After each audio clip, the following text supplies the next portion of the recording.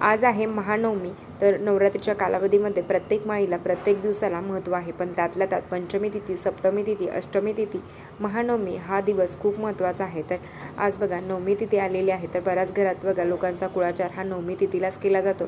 तर तुमच्या घरात जर नवमी तिथीलाच घट हलवत असतील तर ती जी काही परंपरा असेल ना, तर ती आवर्जून प्रत्येकाने आपापली परंपरेनुसार नवमीला घट हलवायचे आहेत। आणि बघा जो काही देवीचा कुळाचार आहे तर तो तुम्हाला नवमीला करायचा आहे। मी खरं तर सेवेची सांगता असते, नवमीच्या दिवशी आपल्याला सेवा थांबवायची असते। आपल्या सगळ्यांना सेवा आई भगवतीच्या चरणी आपण रुजू करत असतो आणि अर्थात देवीची माफी मागत असतो। आणि जे काही बघा चांगलं आहे ना, किंवा जे काही चांगलं घडलेलं आहे माझ्याकडून तर ते तुझं आहे, आणि काही अडचणी असेल तर ते सगळ्या माझ्या आहेत। तर आज बघा नवरात्रीचा जो काही नवरात्री उत्सव आहे ना, तर तो बघा आज शेवटचा दिवस आहे। तर शेवटच्या दिवशी म्हटल्यावर काही महत्त्वाच्या सेवा झाल्याच पाहिजेत। आपण या शारदीय नवरात्र उत्सवची सांगता करणार आहोत। आपण जास्तीत जास्त सेवा आई भगवतीच्या केल्या आणि तिने आपल्याकडून करून घेतल्या, अर्थात ती प्रत्येकाच्या घरात स्थायी स्वरूपात तिने वास केलेला आहे। आणि आज बघा नवमीच्या दिवशी जर काही बघा माळी आहेत ना, तर ते अर्पण करायचे आहेत। नवमीला आपल्याला देवीला लवंगाची माळ अर्पण करायची आहे, 11 लवंगाची माळ आणि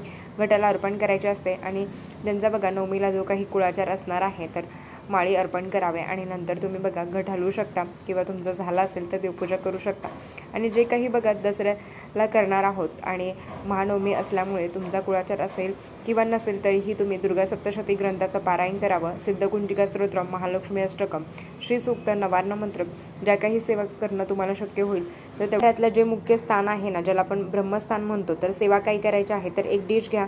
तर बघा त्याच्यामध्ये तूप टाकायचं आहे आणि तुपावर तुम्हाला बघा 2 भीमसेनी कापूर ठेवायचे आहेत आणि त्याच्यावर तुम्हाला 2 लवंगा ठेवायच्या आहेत। हे तुम्हाला प्रज्वलित करायचं आहे। तुम्ही हे देवासमोर करा, घटासमोर करा। तर हे प्रज्वलित केल्यावर कनकधारा स्तोत्रम तुम्हाला पठण करायचं आहे। तर हे कनकधारा स्तोत्र धनवृद्धीसाठी खूप सुंदर सेवा आहे।